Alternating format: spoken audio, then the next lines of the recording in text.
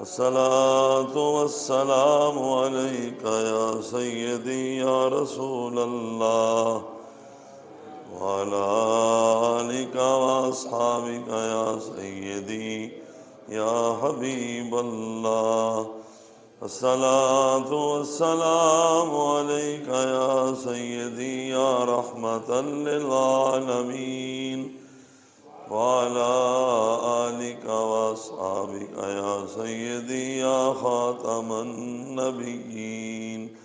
الصلاة والسلام عليك يا سيدي يا شفيع المذنبين وعلى آلك وأصحابك يا سيدي يا إمام المرسلين.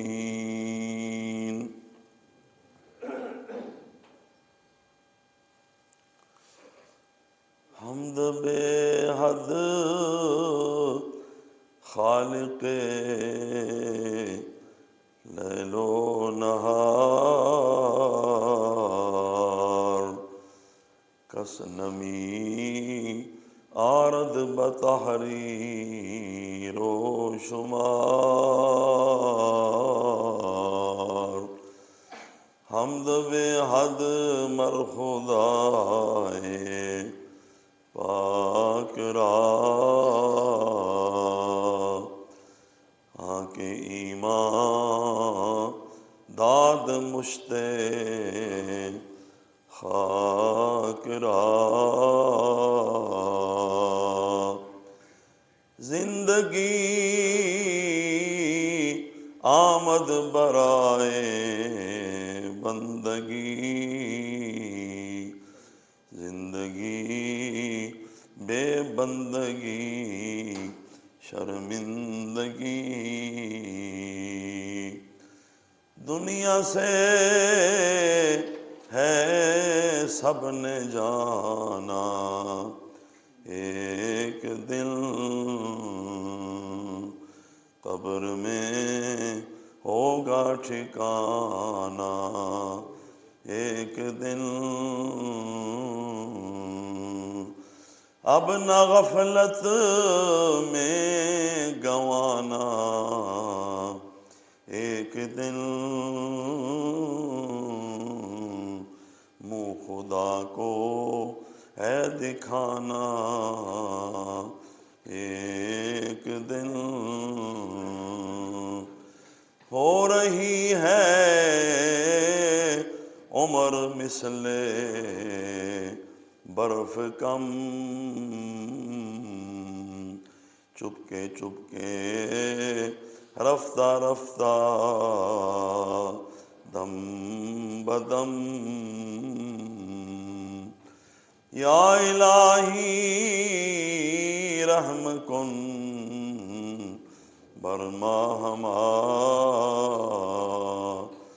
عفو کن جملہ گناہ ما ہما.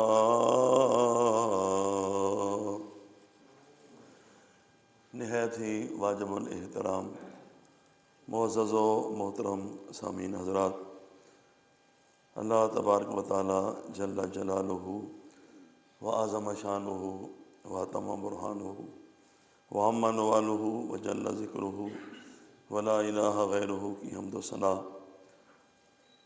نبی اکرم نور مجسم شفیع معظم تاجدار عرب و عجم احمد مجتبیٰ حضرت جناب محمد مصطفیٰ صلی اللہ علیہ وسلم کی بارگاہ میں ہدیہ درود و سلام پیش کرنے کے بعد،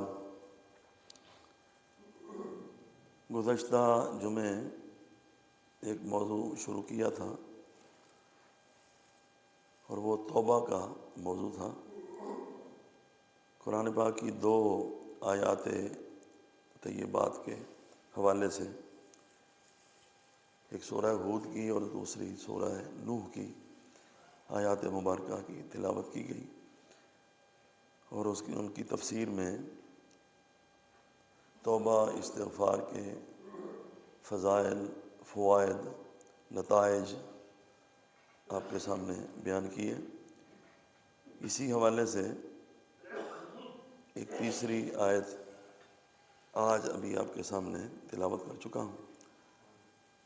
سورہ نور 18واں پارہ، لمبی آیت ہے، اس کا یہ آخری حصہ میں نے آپ کے سامنے تلاوت کیا ہے۔ اس سورت کے شروع میں اللہ پاک نے پردے کے مسائل کو بیان کیا، عورتوں نے کن کن لوگوں سے پردہ کرنا ہے اور کون کون لوگ ہیں جن سے پردہ کرنے کی ان کو ضرورت نہیں ہے، اور آخر میں اللہ پاک نے فرمایا وَتُوبُوا إِلَى اللَّهِ جَمِيعًا، کہ سارے مل کے اللہ کی بارگاہ میں توبہ کرو۔ ایھا المؤمنون، اے ایمان والو، لعلکم تفلحون، تاکہ تم فلاح پا جاؤ، کامیاب ہو جاؤ۔ کیونکہ اللہ تعالیٰ کے حکم پر عمل 100%، جتنی بھی بندہ کوشش کرے کوئی نہ کوئی کمی رہ جاتی ہے، 100% عمل نہیں کر سکتا، تو اس لیے فرمایا پوری کوشش کرو، عمل کرنے کی کمی بیشی رہ جائے تو اللہ کی بارگاہ میں توبہ کر لو کہ اللہ ہم عاجز بندے ہیں اور تیرے بلند و بالا احکام پر کما حق عمل نہیں کر سکتے، تو جو کمی رہ گئی ہے اے اللہ تو معاف کر دے، ہم اس سے توبہ کرتے ہیں۔ لعلکم تفلحون کا مطلب یہ ہے کہ دنیا میں ہر بندہ کامیابی چاہتا ہے، کوئی بندہ بھی یہ نہیں چاہتا کہ میں ناکام ہو جاؤں۔ معمولی سا کام کرنے کے لیے آپ باہر نکلیں، اسٹور پہ آپ جاتے ہیں کوئی سودا لینے کے لیے، اسٹور بند ہوتا ہے تو پریشانی ہوتی ہے۔ حجامت کرانے جاتے ہیں، حمام بند ہوتا ہے تو ظاہر بات ہے تھوڑی سی لیکن پریشانی تو ہوتی ہے۔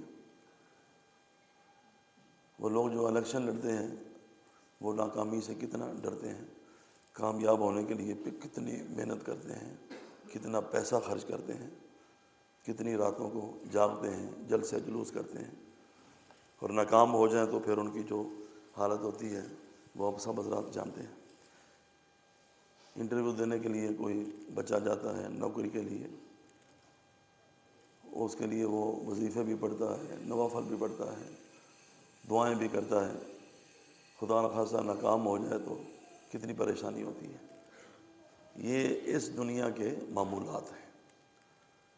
حالانکہ نوکری یہاں سے نہیں ملی ادھر سے مل جائے گی، سودا ادھر سے نہیں ملا ادھر سے مل جائے گا، حجامت اس امام سے نہیں کرا سکے دوسرے امام سے کرا سکتے ہیں۔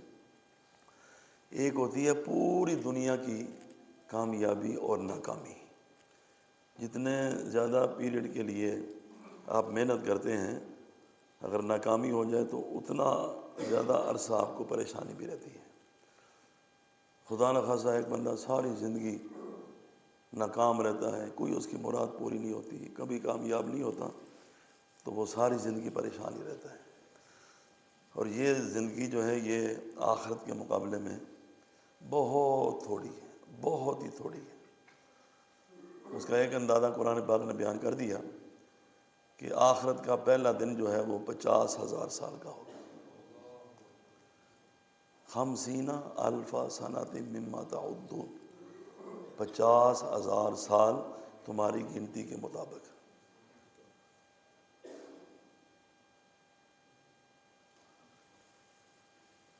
تو ایک دن جب اتنا بڑا ہے تو ساری زندگی کتنی بڑی ہے۔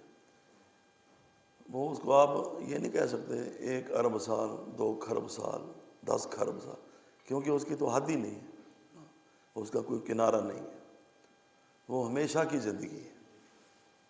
تو اللہ تعالیٰ نے اس ہمیشہ کی زندگی کے لیے جو ہمیں اصول عطا کیا اور کامیابی کا جو نسخہ عطا کیا، وہ اس آیت میں اللہ پاک نے بیان کیا کہ کامیابی کا نسخہ یہ ہے توبوا الی اللہ جمیعا، سارے مل کے اللہ کی بارگاہ میں توبہ کرو، لعلکم تفلحون، اس امید پر کہ تم کامیاب ہو جاؤ گے۔ تو جب ہر بندہ کامیابی چاہتا ہے اور کامیابی حاصل کرنے کا جو طریقہ اللہ نے بیان کیا وہ توبہ ہے، تو ہمیں توبہ کے بارے میں سمجھنا چاہیے کہ توبہ کیا ہوتی ہے، توبہ کی شرائط کیا ہیں، توبہ کے ارکان کیا ہیں، کیسی توبہ قبول ہوتی ہے، کیسی توبہ قبول نہیں ہوتی۔ اللہ پاک علماء پر رحم کرے اور ان کی کوششوں محنتوں کو قبول فرمائے۔ انہوں نے کوئی چیز جو ہے نا وہ نہیں چھوڑی، ہر ایک چیز کو پوری طرح کھول کھول کے بیان کر دیا ہے۔ یہ میرے سامنے امام ابو زکریا یحییٰ بن شرف النووی الدمشقی رحمۃ اللہ علیہ کی بڑی مشہور و معروف کتاب ہے اور بڑی شاندار کتاب ہے۔ جو بندہ اپنی زندگی کو سنوارنا چاہے ترجمے کے ساتھ بھی یہ کتاب مل جاتی ہے۔ میرے پاس عربی کا نسخہ ہے، بیروت کا چھپا ہوا، ریاض الصالحین اس کا نام ہے۔ کیا نام ہے؟ ریاض الصالحین۔ اس کا ترجمہ آپ لے لیں، اپنے گھر میں ضرور رکھیں۔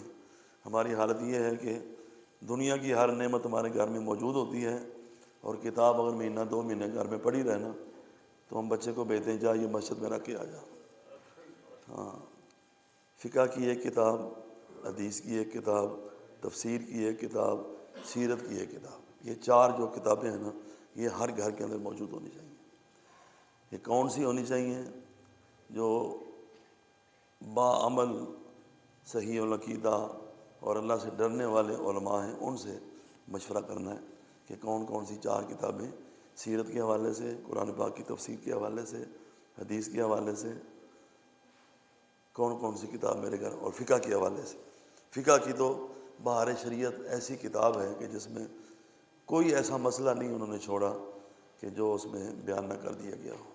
یہ 3 جلدوں میں ہے، اب یہ 6 جلدوں میں بڑے اچھے کاغذ پر بڑی اچھی جلد میں دعوت اسلامی نے شائع کیا ہے۔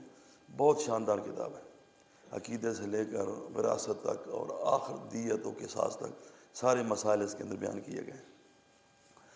تو امام نووی رحمۃ اللہ تعالیٰ نے فرماتے ہیں قال العلماء، علماء فرماتے ہیں التوبۃ واجبۃ من کل ذنب، کہ توبہ ہر گناہ سے واجب ہے، چھوٹا گناہ ہو بڑا گناہ ہو۔ یہ اللہ پاک کی مہربانی ہے کہ چھوٹے گناہ جو ہے نا، صغیرہ گناہ، وہ اللہ تعالیٰ اپنی رحمت سے نمازی بندہ جو ہے نا اس کو معاف کر دیتا ہے۔ جب آپ نماز پڑھتے ہیں آپ کے پہلی نماز سے لے کر دوسری نماز تک صغیرہ سارے گناہ معاف ہو جاتے ہیں۔ جب آپ وضو کرتے ہیں تو وضو کے ساتھ آپ کے پورے جسم کے گناہ نکل جاتے ہیں۔ ہاتھ دھوتے ہیں ہاتھوں کے نکل جاتے ہیں، منہ دھوتے ہیں منہ کے نکل جاتے ہیں، کانوں کے اوپر انگلی پھیرتے ہیں کانوں کے سارے گناہ نکل جاتے ہیں، بھووں کے، پلکوں کے، پاؤں کے، ناخنوں کے اندر سے، یخرج من بین اظفارہ، اس کے ناخنوں کے اندر سے سارے گناہ نکل جاتے ہیں، صغیرہ گناہ۔ عمرہ سے لے کر عمرہ تک، حج سے لے کر حج تک، جمعے سے لے کر جمعے تک، یہ صغیرہ گناہ اللہ پاک معاف فرما دیتا ہے۔ لیکن کبیرہ گناہ کی توبہ کرنا لازم ہے۔ تو فرمایا ہر گناہ کے اوپر توبہ کرنا لازم ہے۔ فَإِن كَانَتِ الْمَعْصِيَةُ بَيْنَ الْعَبْدِ وَبَيْنَ اللَّهِ تَعَالَى، اگر گناہ ایسا ہے جس کا تعلق بندے اور اللہ کے درمیان ہے، لا تتعلق بحق آدمی، جس میں بندے کا تعلق نہیں ہے، حقوق العباد سے اس گناہ کا تعلق نہیں ہے، صرف بندہ اور اللہ، ایسا اگر گناہ ہے بندے اللہ کے درمیان، فیہا ثلاثۃ شروط، تو اس کی 3 شرطیں ہیں۔ یہ شرطیں غور سے سننی ہیں۔ آج کل ہم روزانہ دعا کرتے ہیں بارش کی، اور میں اپنے نمازیوں کو ساتھ ساتھ پڑھاتا ہوں کہ آپ بھی پڑھو جی، کیونکہ 5-6 دن دعا کی جائے نا تو پھر نمازی کہتے ہیں یار مولوی صاحب کی دعا اثر کو نہیں ہے، اتنے دن ہو گئے نا دعا کر رہے ہیں تو دعا کو پوری نہیں ہو رہی۔ میں نے کہا تم بھی ساتھ پڑھو تاکہ پتہ چلے کہ صرف مولوی صاحب نہیں ہیں، آپ بھی ان کے ساتھ شامل ہیں۔ دیکھو ساری زندگی بھی دعا قبول نہ ہو تو یہ کبھی نہیں کہنا چاہیے کہ اللہ دعا قبول نہیں کرتا۔ اللہ تو دعا قبول کرتا ہے۔ ہاں، اللہ قرآن میں بار بار فرماتا ہے اجیب الدعوۃ الداعی اذا دعان، کہ جب بھی دعا کرو اللہ تمہاری دعا کو قبول کرتا ہے۔ اب یہ اللہ کا فرمان ہے قرآن پاک میں، ایک جگہ نہیں کئی جگہ اللہ پاک نے فرمایا، بلکہ اللہ فرماتا ہے کہ تمہیں کیا ہو گیا ہے، تم اللہ کی بارگاہ میں کیوں نہیں دعا کرتے؟ اور جو بندہ اللہ سے دعا نہ کرے اللہ اسے ناراض ہو جاتا ہے۔ یہی تو فرق ہے دنیا کے سخیوں میں اور اللہ تعالیٰ کے کرم میں، کہ دنیا کے سخی سے زیادہ مانگو وہ ناراض ہو جاتا ہے، اور اللہ سے جتنا زیادہ مانگو اللہ اتنا خوش ہوتا ہے، اور نہ مانگو تو اللہ تعالیٰ ناراض ہو جاتا ہے۔ اور اللہ کا اعلان ہے کہ جب تم میری بارگاہ میں ہاتھ اٹھاتے ہو دعا کے لیے تو مجھے شرم آتی ہے، میں تمہارے ہاتھوں کو خالی واپس موڑوں۔ تو پھر سوال یہ ہے کہ بارش کیوں نہیں ہوتی؟ اس لیے نہیں ہوتی کہ ہمارا کام بارش کرنا نہیں ہے، ہمارا کام جو ہے وہ دعا مانگنا ہے۔ ہم اپنا کام کر رہے ہیں، جتنا خلوص کے ساتھ کام کریں گے، دعا کریں گے، اتنی دعا قبول ہوگی۔ اور جو دعا کی شرائط ہے نا، ایک ان میں سے یہ بھی آپ بات یاد رکھیں کہ ایک حرام کا لقمہ کھانے سے 40 دن کی نہ عبادت قبول ہوتی ہے نہ دعا قبول ہوتی ہے۔ اب آپ خود اپنا احتساب کریں، جائزہ لیں کہ کوئی بندہ ایسا ہے کہ جس نے 40 دن اتنی پابندی کی ہو کہ کبھی کوئی حرام کا لقمہ نہ کھایا ہو۔ دوسری بات یہ ہے، میں بڑا ایمان افروز ایک واقعہ سناتا ہوں۔ پہلے میں نے کافی سال پہلے آپ کو سنایا تھا، یہ بابا فرید الدین گنج شکر رحمۃ اللہ تعالیٰ علیہ نے اپنی کتاب میں لکھا ہے کہ پہلی امتوں میں سے ایک بندہ تھا۔ پہلی امتوں میں کے کئی واقعات نبی پاک علیہ السلام نے احادیث میں بیان کیے ہیں، صحیح احادیث کے اندر، ان کی توبہ کے، ان کی دعاؤں کے، ان کی عبادتوں کے۔ جیسے یہ لیلۃ القدر کی رات جب آتی ہے تو حضور پاک نے فرمایا کہ پہلی امتوں میں ایک بندہ تھا جو جس نے 80 سال اللہ تعالیٰ کی عبادت کی، رات کو عبادت کرتا، دن کو جہاد کرتا۔ تو صحابہ کرام پریشان ہو گئے، یا رسول اللہ ہماری تو اتنی عمریں نہیں ہوں گی، ہم اتنی عبادت کیسے کریں گے؟ وہ امتیں تو ہم سے نمبر لے جائیں گے۔ تو اللہ پاک کو حضور کے غلاموں کی پریشانی جو ہے وہ برداشت نہ ہوئی، اللہ نے لیلۃ القدر عطا فرما دی کہ اس ایک رات میں جب تم عبادت کرو گے تو تمہیں اس سے زیادہ عبادت کا ثواب ملے گا۔ 1000 مہینوں سے بہتر ہے اس رات میں عبادت کرنا۔ تو یہ بھی پہلی امتوں کے واقعہ کے نتیجے میں صحابہ کرام کی پریشانی کو دور کرنے کے لیے اللہ پاک نے ان کو لیلۃ القدر عطا فرمائی۔ اسی طرح فرمایا کہ بابا فرید الدین کہتے ہیں ایک بندہ 70 سال اس نے اللہ تعالیٰ کی عبادت کی، رات کو نماز پڑھتا، سجدے کرتا، دن کو جہاد کرتا، روزہ رکھتا۔ تو اللہ پاک نے اس دور کے نبی کو حکم دیا کہ اے میرے نبی، میں تجھے اپنا ایک بندہ دکھاتا ہوں۔ موسیٰ علیہ السلام نے کہا نا یا اللہ وہ کون بندہ ہے جو سب سے زیادہ عالم ہے؟ تو اللہ نے فرمایا چل مچھلی بھنی ہوئی ساتھ لے لے، اور جہاں 2 دریا آپس میں ملتے ہیں وہاں میرا بندہ بیٹھا ہوا۔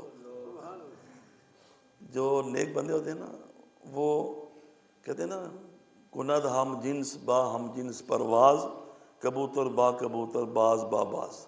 ہر بندہ اپنے جنس کو پسند کرتا ہے۔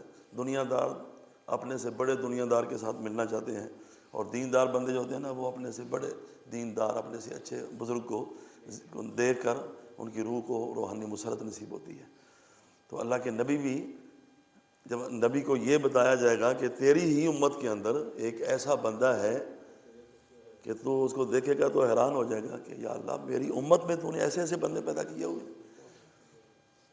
اللہ نے فرمایا فلاں پہاڑ کی چوٹی پہ چلے جاؤ، وہاں ایک بندہ میری عبادت کر رہا ہوگا، تو اس کو جا کر کہنا کہ تو نے 70 سال اللہ تعالیٰ کی عبادت کی ہے، جہاد کیا، نمازیں پڑھی، ذکر کیا، لیکن یار افسوس ہے کہ تیری کوئی عبادت اللہ نے قبول نہیں کی۔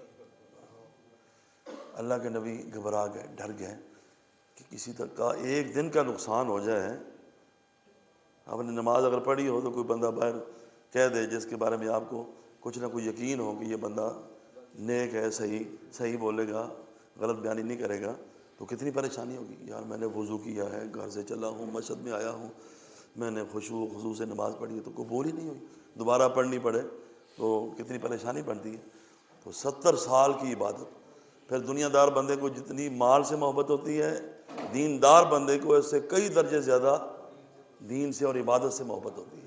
جب دیندار بندے کو یہ کہا جائے، حضور غوث پاک کا آپ نے واقعہ سنا ہے کہ اطلاع آئی کہ فلاں جہاز جو ہے نا وہ آپ کا مال سے بھرا ہوا جا رہا تھا تو وہ ڈوب گیا ہے۔ تو آپ نے فرمایا الحمدللہ۔ کچھ دیر کے بعد خبر آئی کہ نہیں، خبر غلط تھی، جہاز سلامت ہے، الحمدللہ۔ تو سننے والوں نے کہا کہ ڈوبنے کی خبر دی ہے تو پھر بھی الحمدللہ، اور بچنے کی خبر دی پھر بھی۔ فرمایا جب تم نے ڈوبنے کی بات کی تھی نا تو میں نے نظر اپنے دل کی طرف کی تھی کہ میرے دل پر کوئی جہاز ڈوبنے سے کوئی ملال تو نہیں آیا، پریشانی تو نہیں آئی۔ میرے دل کی تار اللہ کی یاد سے کے ساتھ جڑی ہوئی تھی، اس میں کوئی فرق نہیں ہے۔ اللہ، تو جب تم نے یہ کہا کہ نہیں جہاز نہیں ڈوبا، وہ خبر غلط تھی، تو پھر بھی میں اتنی خوشی نہیں ہوئی کہ میں اللہ کی یاد بھول جاتا، پھر بھی میرے دل میں اللہ کی یاد موجود تھی۔ وہ تو حضور پاک نے خود فرمایا کہ اگر پوری دنیا کی اللہ کی بارگاہ میں اتنی بھی حیثیت ہوتی جتنی مچھر کے پر کی حیثیت ہے تو اللہ تعالیٰ کبھی اپنے دشمن کو دنیا میں پانی کا ایک گھونٹ بھی نہ دیتا۔ یہ حدیث پاک ہے۔ تو جب ساری دنیا کی حیثیت اللہ کی نگاہوں میں اتنی ہے تو جو اللہ والے ہیں ظاہر بات ہے کہ دنیا کی ان کے سامنے کیا حیثیت ہو سکتی ہے۔ اور دیندار بندے کو اگر یہ کہا جائے کہ تیری عبادت قبول نہیں ہوئی تو وہ تو بڑی پریشانی ہوتی ہے۔ تو 70 سال کی عبادت کی خبر اللہ کے نبی نے اس کو دینی تھی، تو اللہ کے نبی کہتے ہیں کہ میں گھبرا گیا۔ میں نے کہا یار کیسے اس کو بتاؤں، یہ بیچارہ تو مر جائے گا، میں یہ خبر سن کر گھبرا گیا ہوں تو اس کی کیفیت کیا ہوگی۔ لیکن اللہ کا حکم بھی تھا، پیغام پہنچانا تھا۔ جب اس بندے نے دیکھا کہ میرے نبی آ گئے ہیں، بڑا خوش ہوا، استقبال کیا۔ تو کیسے تشریف لائے ہیں؟ کہا میں ایک بڑی بری خبر لے کر آیا ہوں، حوصلے کے ساتھ سننی ہے، اپنے دل پہ ہاتھ رکھ رہے ہیں، اور پریشانی تو ہوگی لیکن اپنے آپ کو قابو میں رکھ رہے ہیں۔ اس نے کہا جناب فرمائیں، میرے لیے تو یہ بہت بڑی خوشی کی خبر ہے کہ آپ خود چل کے میرے پاس آ گئے۔ امتی کے بعد نبی چل کے آ جائے تو اس کے مقدر کا کیا کہنا۔ تو آپ کا آنا میرے لیے 1000 نعمتوں سے بڑھ کر ہے۔ آپ فرمائیں، میں خبر سننے کے لیے تیار ہوں۔ تو بابا صاحب لکھتے ہیں کہ اللہ کے نبی نے کہا کہ مجھے اللہ نے یہ پیغام بھیجا ہے، تیری طرف دے کر بھیجا ہے کہ تیری 70 سال کی عبادت، تیرا جہاد، تیری سجدے، تیرے تلاوتیں، ذکر اذکار میری بارگاہ میں قبول نہیں ہوئے۔ اب یہ خبر دے کر اللہ کے نبی دیکھ رہے ہیں کہ اس پر کیا رد عمل ہوتا ہے۔ اس بندے نے خبر سنی تو خوشی سے اٹھ کر ناچنے لگا، وجد کرنے لگا، خوشی کی انتہا نہ رہی۔ تو اللہ کے نبی نے کہا کہ تو پاگل ہے یا تمہیں سمجھ نہیں آئی میں نے کیا کہا ہے؟ کہا نہ میں پاگل ہوں اور مجھے سمجھ بھی آ گئی آپ نے کیا فرمایا ہے۔ پھر خوش کیوں ہوا ہے؟ کہا اس لیے خوش ہوا ہوں کہ اس نے مجھے یاد تو رکھا ہوا ہے، وہ مجھے بھولا تو نہیں ہے نا۔ کسی اور کے پاس کیوں نہیں بھیجا آپ کو، میرے پاس ہی بھیجا۔ اس کا مطلب یہ ہے کہ میں اس کی نگاہوں میں ہوں، اور تیری نظر سے میری سلامت ہے زندگی، تیری نظر نہ ہو تو قیامت ہے زندگی۔ وہ یاد رکھے، بس اتنا ہی کافی ہے۔ یہ باتیں اس لیے تو ہیں کہ ہم اللہ کی نگاہ میں رہیں، ہم اللہ کی یاد میں رہیں۔ اور دوسرا اس لیے کہ میرا کام قبول کرنا نہیں ہے، میرا کام تو دعا کرنا ہے، عبادت کرنا ہے۔ قبول کرنا تو اللہ کا کام ہے۔ جب میں اپنا کام کر رہا ہوں تو مجھے کیا لگے وہ اپنا کام کرے یا نہ کرے۔ جو میری ذمہ داری ہے، جو میں نے کرنا تھا وہ میں نے کر لیا، میں اپنی ذمہ داری سے عہدہ برا ہو گیا۔ اب وہ اپنا کام کرے نہ کرے مجھے اسے کوئی غرض نہیں ہے۔ تو اللہ پاک نے فرمایا اے میرے نبی دیکھا ہے ایسے ایسے میرے بندے بھی ہیں۔ اللہ نے فرمایا اس کو بتا دیں کہ وہ 70 سال بھی قبول ہیں اور مزید 70 سال کی عبادت کا تمہیں ثواب دیا جاتا ہے۔ یہ خلوص کے ساتھ عبادت کرنے کا اللہ کی بارگاہ میں اجر و ثواب ہے۔ سبحان اللہ۔ اچھا یہ اب موضوع یہیں پہ چھوڑتے ہیں کیونکہ ٹائم بھی ہو گیا ہے، انشاءاللہ اگلے جمعے اس کو آگے چلائیں گے۔ اللہ تعالیٰ کی بارگاہ میں دعا ہے اللہ تعالیٰ ہمیں بھی خلوص کے ساتھ اور نیک نیتی کے ساتھ ہر گناہ سے اپنی بارگاہ میں عبادت کرنے کی اور اس بات کی طرف دھیان بالکل نہ کرنے کی کہ میں عبادت کرتا ہوں پتہ نہیں قبول ہے کہ نہیں ہے، میں توبہ کرتا ہوں قبول ہے کہ نہیں ہے، میں دعا کرتا ہوں قبول ہوئی ہے کہ نہیں ہوئی، کیونکہ ہمارا کام نہ قبول کرنا ہے اور نہ ہی اس کے نتائج عطا کرنا ہے۔ ہمارا کام یہ ہے عبادت کرتے رہو، توبہ کرتے رہو، استغفار کرتے رہو، اللہ کو یاد کرتے رہو، باقی اللہ پر چھوڑ دو۔ جو شرائط ہیں توبہ کی اور عبادت کی وہ پوری کر کے اللہ کی بارگاہ میں توبہ کرتے رہو۔ کبھی ہو ہی نہیں سکتا کہ ہم اپنا کام کریں اور اللہ اپنا کام نہ کرے۔ اللہ ہم سب پہ اپنا لطف و کرم فرمائے۔ وما علیہ الا البلاغ۔